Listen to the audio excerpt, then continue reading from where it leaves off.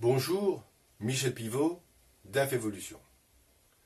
Vous avez décidé de faire un business plan. Bravo, j'en suis ravi. Vous savez combien je pense que c'est important pour l'entreprise. Et bien maintenant, il faut définir quelles vont être vos étapes.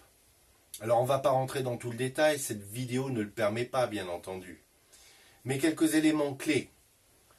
Le premier, à mon avis, c'est ce que vous vendez. Les anglo-saxons parlent de Unique Selling Proposition, c'est comment ce que vous vendez se distingue du marché, ce que vous avez en plus. Ça, c'est fondamental. Une fois que vous avez ça, bien c'est toute l'analyse, bien entendu, de votre marché, de vos concurrences, de vos concurrents, et ça va vous permettre de définir un budget des ventes. Quand on sait ce qu'on vend, eh bien vient se poser la question de comment on va vendre. À la fois la force de vente, le marketing, et bien entendu la production. Et définir ce que je vais faire en interne et en externe.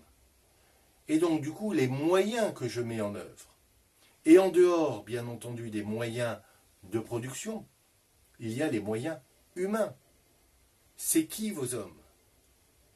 C'est quoi leur point fort?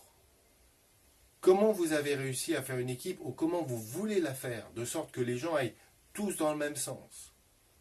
Et donc, vous permettre d'aboutir à atteindre votre business plan. Vous voyez, il y a beaucoup d'éléments. Et bien entendu, vous allez finir par faire un compte de résultats, parce que vous devez savoir si ça vous rapporte ou pas. Un bilan pour voir comment votre patrimoine va évoluer sur la durée du business plan. Et des prévisions de trésorerie pour savoir si vous allez avoir besoin de ressources financières supplémentaires ou pas. Donc, le business plan, c'est tout ça. Et quand vous avez fait tout ça, se pose la question de est-ce que ce que j'ai mis dedans, c'est cohérent? Eh bien, nous parlerons de cette problématique de la cohérence dans notre prochaine vidéo. Je vous remercie. Au revoir.